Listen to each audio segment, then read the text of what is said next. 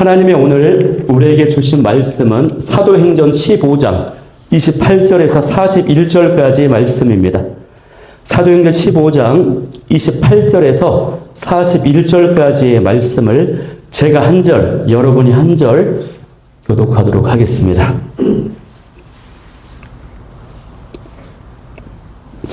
성령과 우리는 이 요긴한 것들 외에는 아무 짐도 너희에게 지우지 아니하는 것이 옳은 줄 알았노니 땅의 재물과 수와 몸되어 드린 것과 공명을 벌려주시나 이에 스스로 상담이 저에게라 명함을 보낸 바 되었더라.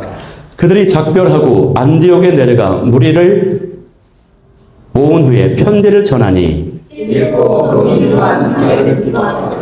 유다와 실라도 선지자라 여러 말로 형제를 권면하여 굳게 하고 따라 그분이 하는 전송을 형제에게 맡고 자기를 믿는 사람들에게 오라하니 바울과 바나바는 안디옥에서 유하며 수다한 다른 사람들과 함께 주의 말씀을 가르치며 전파하니라.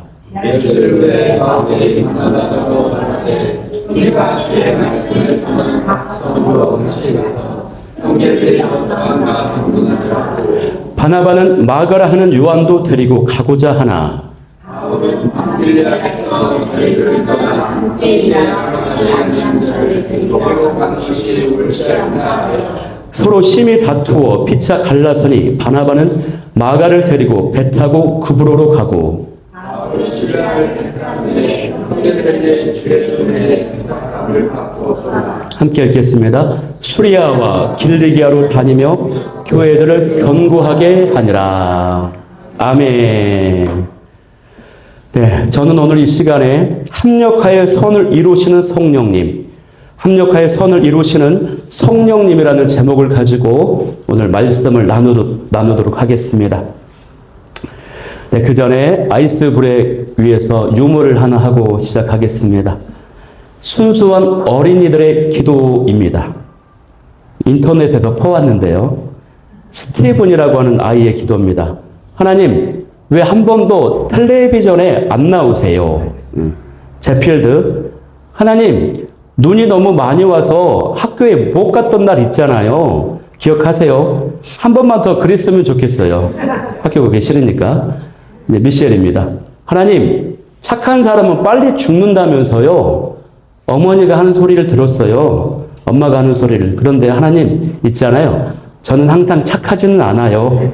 오래 살고 싶다는 얘기고. 원찬이, 하나님, 동생 때문에 제가 힘들어요. 동생이 엄마 뱃속에 다시 들어가게 해주세요. 이 원찬이는 참고로 제 조카입니다. 이 조카가 어릴 때 이렇게 기도하더라고요. 제 누나 때문에 힘들어가지고. 봐봐라. 하나님 왜 밤만 되면 해를 숨기시나요? 가장 필요할 때인데 말이에요. 네. 오늘은 재미가 많이는 없네요. 네. 예. 네, 오늘 말씀은요, 사도행전 15장 마지막 부분의 말씀입니다. 지난 주일에는 우리가 사도행전 13장 이 초반의 내용을 나누었습니다. 거기에서는 안디옥 교회가 바나바와 바울을 선교사로 파송하는 내용이 있었죠. 안디옥 교회는요, 이방인들이 중심이 되는 이방인 교회였지만 예루살렘 교회보다도 더 모델적인 교회였습니다. 주님께서 주인 되시는 교회였어요. 그들의 선교사 파송은 기독교 최초의 선교사를 파송한 역사적인 일이었습니다. 그렇게 해서 바나바와 바울이 1차 전도 여행을 이제 떠났습니다. 그리고 그 여정을 마쳤어요. 그리고 2차 전도 여행을 시작하기 전에 내용이 오늘 본문의 내용인 것이에요. 여러분, 오늘 설교 제목이 뭡니까? 합력하여 선을 이루시는 성령님입니다. 저는 오늘 이 바울과 바나바가 1차 전도 여행을 하면서 어떤 어려움들을 겪게 되었고 그때마다 어떻게 이것을 극복해내고 하나님이 도우셨는가를 이거에 대해서 주목하고 싶은 것이에요. 다시 말해서 그 위기를 만났을 때, 고난을 만났을 때 이 선교팀이 어떤 모습으로 서 있었고 그때마다 하나님께서 어떻게 도우시고 합력하여 선을 이루셨는지 그 하나님을 저와 여러분이 만나게 되기를 소망하는 것입니다. 바나바와 바울의 1차 전도 여행은요, 약 2년 정도에 걸쳐서 진행이 됐습니다. 안디옥에서 시작해서 여러 도시들, 나라들을 돌아다녔어요. 예를 들면 이제 구브로도 가고, 그 다음에 비시디아, 이고니온, 루스트라, 더베 이런 막 지역들을 이동하거든요. 총 이동 거리가 2,200km에서 2,400km에 달하는 전도 여행을 이제 했습니다, 여러분. 그런데요, 제가 이 전체 여정을 쭉 살펴보니까 13장, 14장, 15장 오늘의 본문에 이르기까지 말씀을 쫙 살펴보니까 이 선교팀들이 이 범주로 구분할 때 5가지의 위기를 만나요. 5가지의 고난을 만나요. 그때마다 하나님께서 은혜를 주셨어요. 여러분, 오늘날 우리의 사역 현장과도 같은 것입니다. 또 어떤 의미에서는요, 우리 인생의 여정과도 같은 것이에요. 하나님께서는 사역은 물론이고 우리의 인생도 가정도 자녀도 교회도 합력할 선으로 인도해 가는 줄 믿을 수 있기를 소망합니다. 자, 그러면 1차 전도 여행의 그 첫 출발점이 어디냐면 13장 4절 말씀인데요. 거기에 보면은 바울과 바나바가 성령의 보내심을 받아서 전도 여행을 떠났다라고 되어 있습니다. 누구의 보내심을 받아서? 성령의 보내심을 받아서. 여러분, 성령이 임하시면요, 권능을 받습니다. 예수님의 증인이 된다고 말씀하셨어요. 그래서 성령의 충만함의 목적이 여기에 있는 것입니다. 성령 충만함을 덧입으면 기쁩니다. 지혜가 생기고 용기가 생기고 능력이 나타나요. 담대함이 생겨요. 그런데 이 모든 것을 하나님께서 주시는 이유가 바로 예수님의 복음을 전하는 증인되게 하시려고, 영혼을 구원하게 하시려고 성령 충만함을 주신다라고 하는 것이에요. 이것이 바로 성령님이 하시는 일입니다. 성령 충만의 목적이 바로 이것임을 명심할 수 있는 저와 여러분이 다 될 수 있기를 소망합니다. 자, 그런데 바울과 바나바가 전도 여행을 떠날 때요, 누구를 한 명 데리고 가냐면 바나바의 조카인 마가 요한을 함께 데리고 갔어요.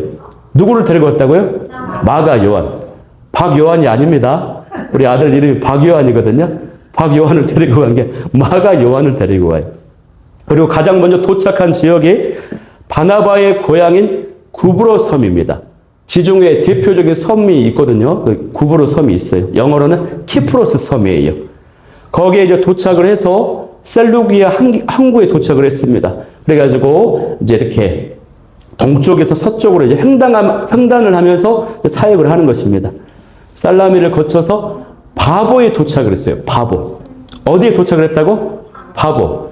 바보를 만났다는 게 아니고 그 지역 이름이 바보입니다. 바보. 그런데요, 그것을 다스리고 있는 총독이 바울과 바나바 선교팀을 만나고 나서 부릅니다. 그러면서 하나님의 말씀을 듣고 싶다. 나에게 전해달라고 해요. 그래서 성경은요, 이 총독의 이름이 서기오 바울인데 이 총독을 지혜 있는 사람이라고 묘사했어요. 기록했어요. 그러니까 어떤 사람이 지혜 있는 사람이냐면 하나님의 말씀을 듣고 싶어 하는 사람, 배우고 싶어 하는 사람이 진짜 지혜가 있는 사람이라는 것이에요. 저와 여러분이 진짜 세상적인 지혜가 아닌 영적인 지혜, 하나님을 보실 때 정말 지혜롭다라고 평가받는 저와 여러분이 될 수 있기를 소망합니다. 그런데 이렇게 말씀을 열심히 듣고 싶어 하는 사람 주변에는요, 항상 누가 있냐면 방해자가 있어요. 반대자가 있어요. 장애물이 생긴다라고 하는 것입니다. 이것이 바로 이 선교팀이 만났던 첫 번째 고난, 첫 번째 위기라고 하는 것이에요. 방해자를 만나요. 장애물을 만나요. 왜냐하면 말씀을 드리려고 하는 것 자체가 영적인 일이기 때문에 여러분 항상 악한 영의 방해가 있는 것입니다. 이 서기오 총독이 말씀을 들으려고 할 때 마술사 엘루마가 이 말씀 못 듣게 막 방해하는 것입니다. 또 이후의 말씀에 보면은 바울 전도팀이 이고니온이라고 하는 곳에서요 전도를 막 하거든요. 많은 사람들이 예수님을 믿어요. 근데 그 모습 보고 유대교를 믿는 유대인들이 또 죽이려고 합니다, 여러분. 이것이 첫 번째 고난입니다. 우리가 영적인 일을 할 때, 우리 선한 일을 하려고 할 때에 사람들의 반대에 직면하게 됩니다. 또 뜻하지 않은 장애물을 만나게 돼요. 우리 인생도 마찬가지입니다. 우리 선한 일을 하려고 할 때, 삶의 현장 가운데 어떤 일을 하려고 할 때 뜻하지 않은 난관, 반대자, 방해, 장애물을 만나게 된다고 하는 것입니다. 그러면 이 선교팀이 이것을 어떻게 극복을 했을까요? 여러분, 어떻게 극복해야 됩니까? 그럴 때 어려움을 만났을 때요, 위축이 되지 말아야 돼요. 물러서지 말아야 돼요. 바울이 담대함을 가지고 그 마술사 엘루마를 보고 주목해서 꾸짖듯이 책망합니다. 그러면서 기도합니다. 이 영권을 가지고 상대방을 장악해버렸어요. 바울이 기도하자 이 마술사 엘루마가 눈이 멀어버져요. 하나님이 응답이 나타나가지고 눈이 멀어버려서 쩔쩔매게 됩니다. 또 13장 3절 말씀을 보면은 이고니온에서도 유대인들이 방해가 있었지만 그때 바울이 오히려 더 힘을 내서 복음을 담대하게 전합니다, 여러분. 그랬더니 기록에 보면 표적과 기사가 더 강력하게 나타났다라고 기록되어 있어요, 여러분. 그러니까 어떤 반대와 어려움을 만났을 때 담대함을 가지고 그것을 영권을 가지고 이겨내야 된다고 하는 것입니다. 그러면 하나님께서 응답을 주시고 능력을 주신다고 하는 사실이에요, 여러분. 그러므로 담대하게 기도하십시오. 영권을 가지고 장악할 수 있기를 소망합니다. 제가 이제 어제 말씀 준비하면서 이 5가지 위기를 제가 나눌 텐데 이제 하나를 나눴거든요.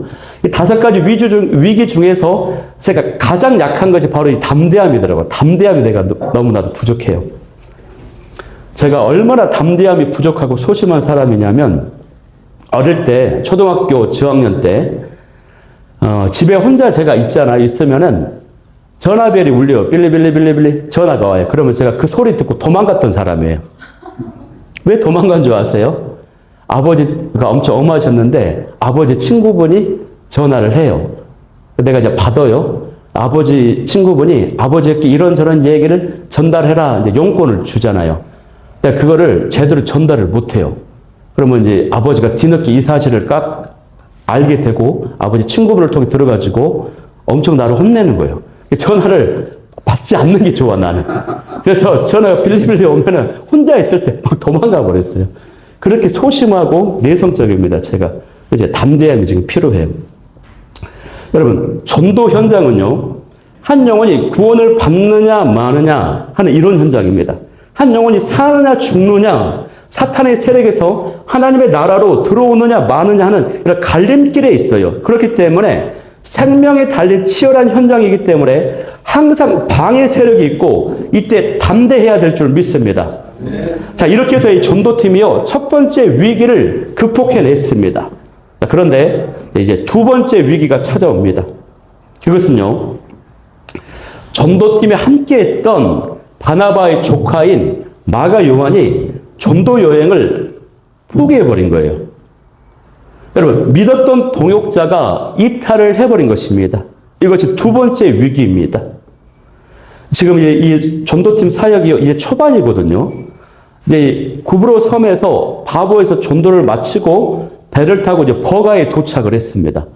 그래가지고 이제 버가 마을에 들어가려면 버가 이제 앞에 있는 산을 지나가야 돼요. 높은 산맥을 통과해야 돼요.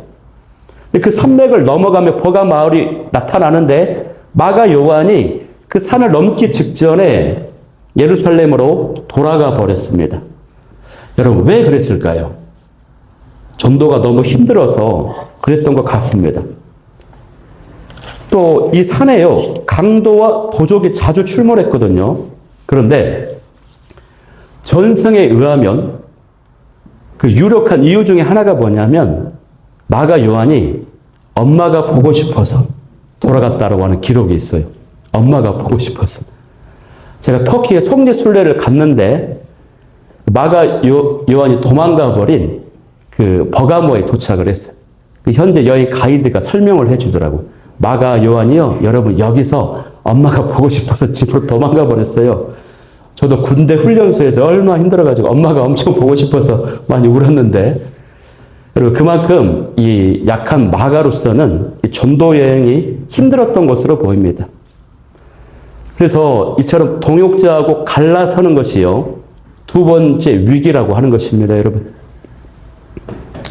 여러분, 오늘 본문에도 보면은, 우리가 읽었던 본문에도 보면은 바울과 바나바가 갈라서게 되기 때문이에요. 이유가 뭐였습니까? 1차 전도 여행을 마치고 이제 2차 전도 여행을 가려고 하는데 그때 이 마가 요한, 중간에 도망갔던 마가 요한을 데리고 가야 되냐, 말아야 되냐. 바나바는 자기 조카니까 꼭 데리고 가야 된다. 이번에는 바울은 안 된다. 그때 마가 요한이 떠나가지고 우리 팀에 얼마나 큰 어려움이 있었냐. 절대 같이 갈 수 없다. 이 문제로 심각하게 다툽니다. 그 바나바와 바울이. 그래가지고 여기서 갈라서버려요. 그래가지고 이후에 여러분 이 동역이 깨져버리고 바나바는 이제 나타나지 않습니다. 그러니까 어떻습니까? 두 번째 위기가 이거예요. 믿었던 동역자가 떠나버리는 아픔이 있어요. 기대했던 사람이 협력해주지 않는 경우가 있어요. 저도 이제 우리 교회를 처음 세우고 나서 1년도 안 되었지만 기대했던 사람들이 있었어요. 또 그리고 저에게 이제 그런 기대감을 갖도록 넌지시 약속하고 말을 했던 사람들이 몇 명 있었어요. 그런데 막상 교회를 하고 나니까 함께 해주지 않더라고요. 너무나도 슬펐어요. 이것이 큰 아픔이고 위기입니다. 동역자들이 갈라서게 되고 함께 몸담았던 공동체가 떠나게 되고 이런 아픔들이 있다는 것입니다. 그런데 여러분 이것이요. 하나님의 섭리 안에 있다는 것입니다. 중간에 도망한 이 마가 요한은요. 바울이나 바나바와 비교해 보면은 부족한 인물입니다. 많이 부족해. 그러나 이 마가 요한이 나중에 어떤 사람이 됩니까? 마가복음을 쓴 인물이 바로 이 마가 요한이에요. 이때는 어리고 연약하고 미성숙했지만 마가는 지난 실패를 교훈 삼아서 굉장히 열심히 연단되고 훈련되어 가지고 하나님의 일꾼이 되는 것입니다.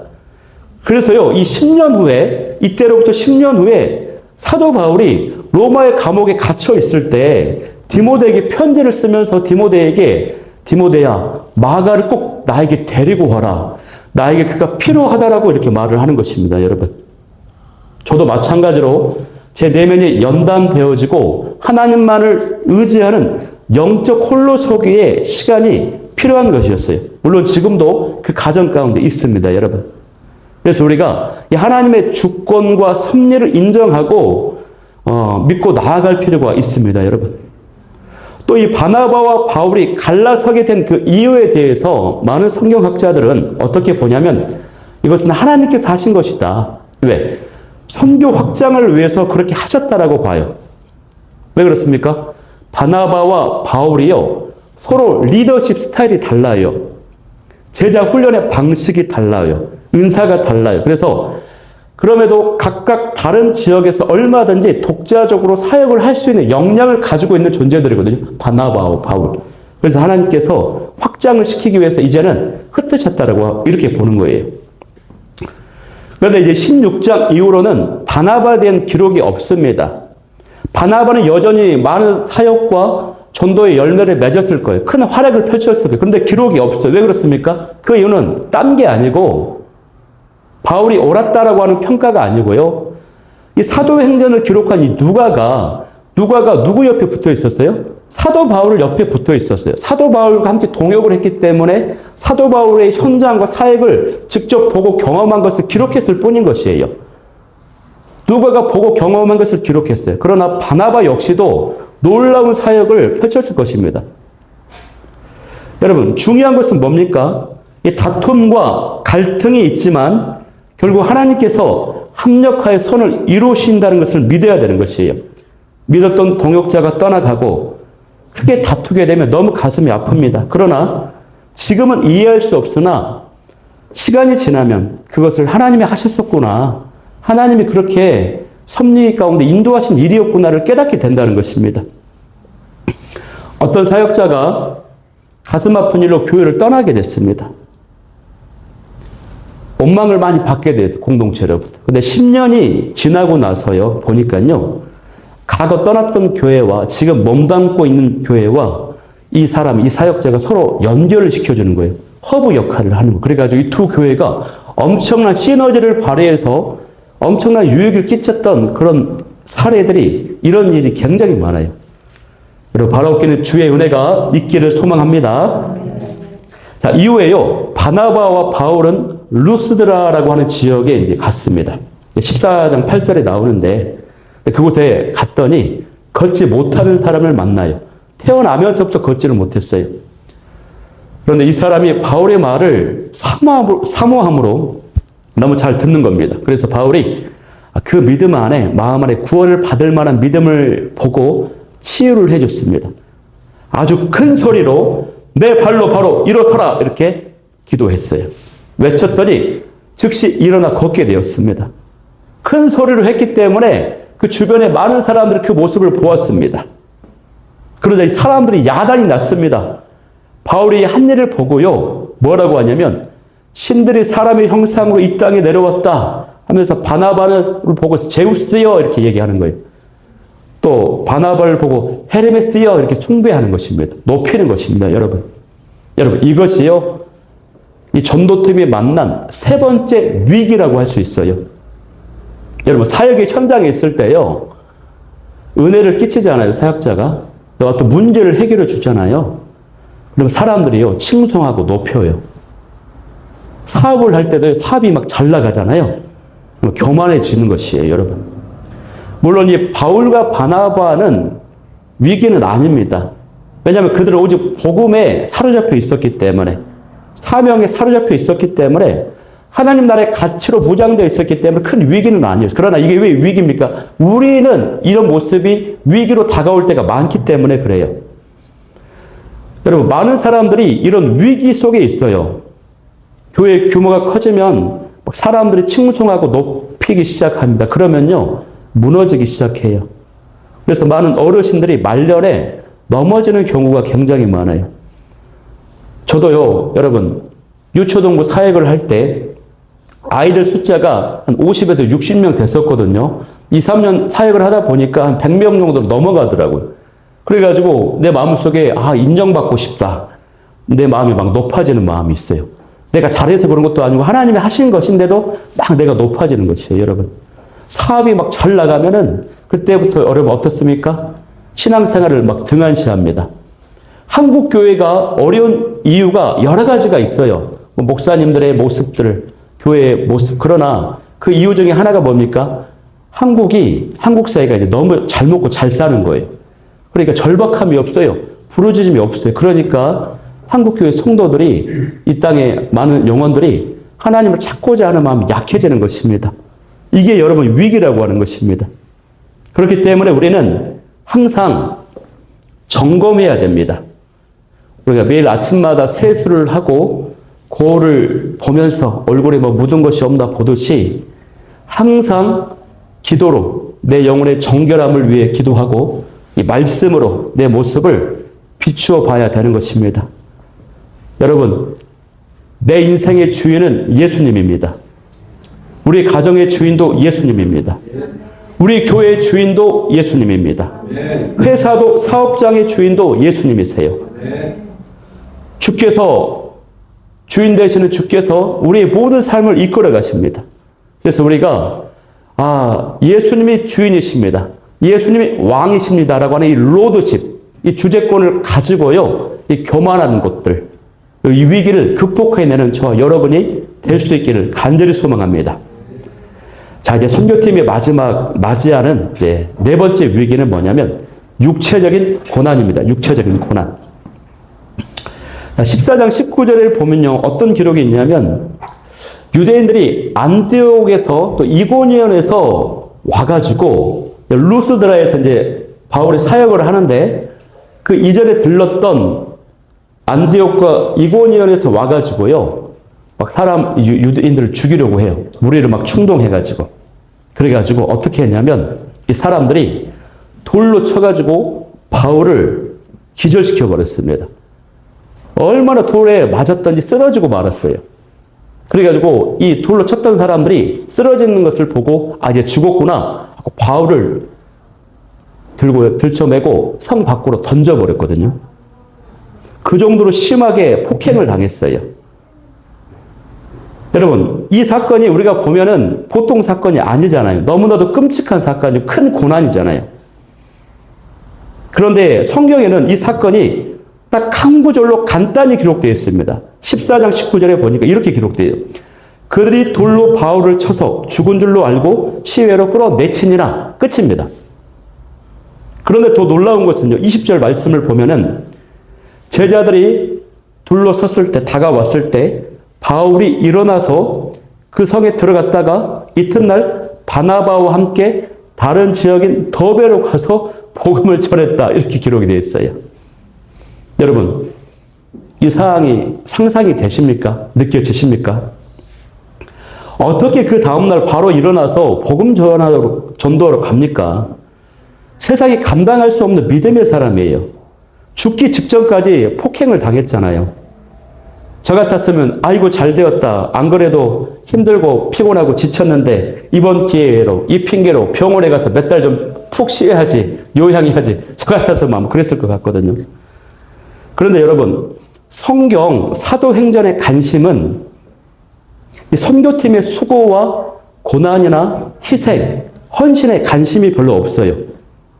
관심이 없다기보다는 그런 것에 집중되지 않아요. 이 사도행전의 관심은 어디에 있습니까? 복음의 확장에 관심이 있어요. 성령의 역사하심에 관심이 있어요. 그러면 바울이 이 상황에서 어떻게 하루만에 벌떡 일어날 수 있었을까요? 그리고 다음날 바로 어떻게 다른 지역으로 가서 복음을 전하는 삶을 살 수 있게 되었을까요? 그것은요, 바울에게는 자기 삶보다 더 중요한 무엇입니까? 사명을 붙잡고 있었기 때문이에요. 사도행전 20장 24절에요. 사도 바울이 이렇게 고백을 합니다. 내 생명을 조금도 귀한 것으로 여기지 아니하노라. 그러니까 육체의 그 고난보다 더 큰 사명을 붙잡게 될 때 그 육체의 고난을 이길 수 있게 된다는 것입니다. 더 정확히 말하면 사명을 붙잡고 나아가는 자에게 하나님께서 육체의 고난을 이겨낼 수 있도록 하는 힘과 능력을 주셔서 일으키신다고 하는 사실이에요, 여러분. 여러분, 서울의 양재동에 어떤 교회가 있는데 그 교회에 어떤 젊은 성도가 있었어요. 근데 이분이 온몸에 이제 암이 퍼져가지고 암투병을 합니다. 곧 죽게 생겼어요. 몸속에서 뇌출혈이 막 시작이 됩니다. 더 이상 견딜 수 없어서 응급실에 입원을 하게 되었습니다.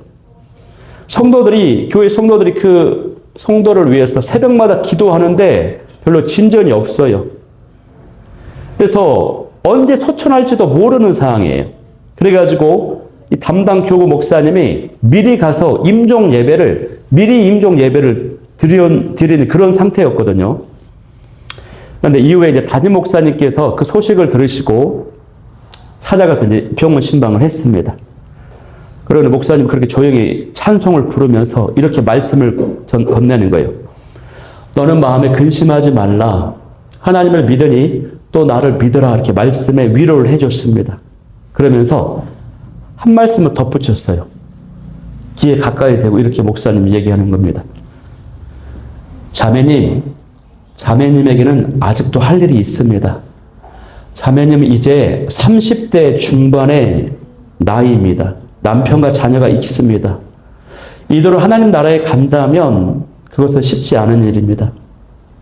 언제 육신의 생명이 끝날지 모르지만 지금 하실 일이 있습니다. 궁금했겠죠, 이 자매가. 그것은요, 이 응급실에서 당신이 만날 수 있는 의사와 간호사에게 예수님을 소개하십시오. 그 말을 듣고 이 성도가요, 눈이 번쩍거리는 것이에요. 그러면서 입가에 미소가 이렇게 번지는 것이에요. 이 여인이 사명을 그 순간에서도 발견한 것입니다. 그러자 이 여인이 목사님 그렇게 해보겠습니다. 힘없는 말로 고백을 하는 거예요. 그리고 이제 나왔거든요.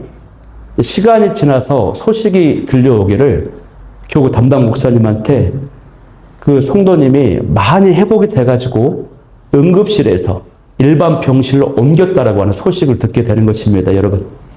이처럼 사명이 죽음을 앞둔 자매에게 소망과 힘을 주었던 것입니다.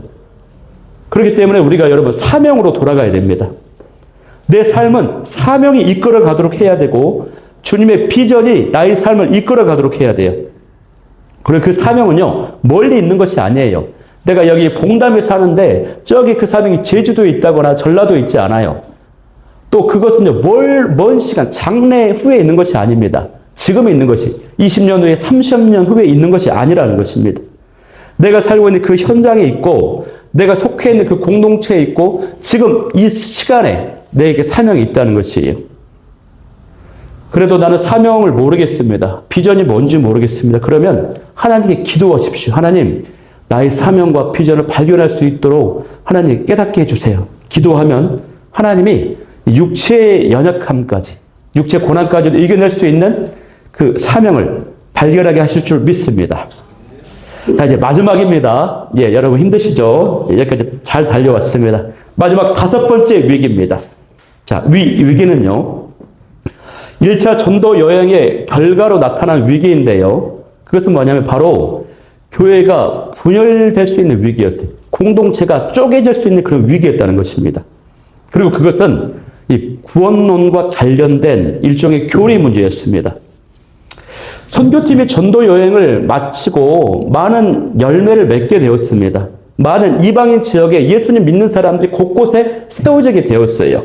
그리고 이제 이 전도팀이 안디옥 교회에 이제 도착을 해서 있었어요. 그런데 유대 지역에서 이스라엘에서 온 어떤 사람들이 와가지고 안디옥 교회 이방인들에게 이렇게 말하는 것이에요. 너희가 모세의 율법대로 할례를 받았냐라고 말을 하는 것입니다. 할례를 받아야 너희 구원받아라고 이야기하는 거예요. 이들의 주장은요, 구원을 받으려면 예수님도 믿어야 되지만 할례도 받아야 된다, 이런 가르침을 막 주는 것입니다. 근데 바울과 바나바는 아니다, 할례 받지 않아도 구원받는다, 예수님만 믿으면 구원받는다라고 주장을 해요. 그래가지고 싸움이 벌어지게 된 것입니다. 여러분, 이것이 당시 유대 그리스도인들, 유대인 출신의 예수님 믿는 사람들이 갖고 있는 구원론이었습니다. 구원론. 자신들이 어릴 때부터 할례를 받았거든요. 율법 교육도 받았거든요. 이게 다 기본적으로 다 있어요. 그러니 이방인들도 할례를 통해서 유대인이 되라는 것입니다. 이것은 구원론에 있어서 너무나도 중요한 문제였어요. 이 문제를 제대로 해결하지 못하면 어떻게 되냐? 이방인 중심의 안디옥 교회와 예루살렘, 유대인 중심의 예루살렘 교회가 이 세 개 교회가 두 개로 쪼개질 수 있는 상황인 것이에요. 심각한 문제입니다. 서로 전혀 다른 내용의 복음으로 세 개 교회가 양분될 수도 있는 그런 상황인 것이에요. 당시 이방인들이 할례를 받는다라고 하는 것이 굉장히 어려운 일입니다. 목숨 거는 일입니다. 여러분, 모르는 분도 있을 테니까 또 자녀들도 있으니까 할례에 대해서 좀 설명을 간단히 할게요. 할례라고 하는 것은 뭡니까? 인간의 역사, 인간적인 모든 시작은요, 인간의 그 생식기에서 시작이 되는 것이거든요. 그래서 인간적인 그 모든 것의 근원, 뿌리를 쳐낸다라고 하는 의미로 남자 생식기의 그 껍질을 칼로 잘라내는 것이에요. 이를 통해서 나는 인간적인 것이 아니라 하나님의 뜻대로 산다, 거룩하게 구별된 존재다라고 하는 것입니다. 그래서 이스라엘은 난지 8일 만에 할례를 행했습니다. 전문 할례 집도회가 있었습니다. 이에 대한 경험과 요령도 많아요. 그런데 이방인들 입장에서는 다 큰 성인이 할례를 받는다라고 하는 것은 당시 의료 기술이 없어요. 감염에 걸려 죽을 수도 있어요. 이 굉장히 고통스럽고 복잡하고 위험한 일입니다. 이것 때문에 사망을 하는 일도 많았어요. 이방인들에게 할례를 받으라고 하는 것은 많은 사람들로부터 예수님을 믿는 것을 포기하게 만드는 그런 어려운 일이었을 것입니다. 무엇보다도 이것은 신학적으로 맞지 않아요. 구원의 조건이 절대 될 수 없어요. 그래서 이 문제를 해결하기 위해서 예루살렘의 사도와 장로들에게 보냈습니다. 예루살렘의 회의가 벌어집니다. 판결을 받았습니다. 그래서 그 내용, 판결의 내용이요, 오늘 읽었던 내용인 것이에요. 오늘 본문에 어떤 내용이었습니까? 하나님께 돌아오는 이방인들을 괴롭히지 마라. 더 이상 율법이나 할례 이런 거 강요하지 마라. 자유롭게 놔둬라. 예수님만 믿으면 구원 받는다. 이렇게 판결을 해주는 것이에요. 그리고 이제 29절에 뭐 4가지 당부가 있지만 이것은 구원의 조건으로 제시된 게 아니라 구원받은 성도의 경건한 모습으로 제시되었던 것입니다. 자, 정리하겠습니다. 여러분, 이 마지막 5번째 위기, 공동체가 쪼개질 수 있는 그 위기를 어떻게 극복합니까? 그 극복할 수 있는 비결이 뭡니까? 그것은요, 바른 복음이었다라고 하는 것이에요. 바른 말씀이었다라고 하는 것이에요. 복음에 집중할 때, 복음 위에 있을 때 교회는, 공동체는 하나가 될 수 있어요. 이 말은 다른 말로 말하면 교회는 예수님의 복음에 집중하고 예수 그리스도께 집중할 때 하나가 될 수 있다라고 하는 사실입니다. 공동체가 갈라지고 위기가 생기는 것은요, 예수님께 집중하지 않고 다른 데 관심이 있기 때문에 그래요. 여러분, 바라고 있는 저와 여러분, 또 우리 교회는 복음 위에 예수님께 집중하며 그 위에 서 있는 그런 교회가 될 수 있기를, 하나 되는 교회가 되기를 소망합니다. 아멘. 자, 말씀을 정리하겠습니다. 여러분, 방해자를 만났을 때 담대하게 기도하면 하나님이 응답을 주십니다. 동역자와 갈라서게 된 아픔을 만나게 됐을 때 하나님의 섭리를 믿고 나아가며 인도함을 받을 수 있습니다.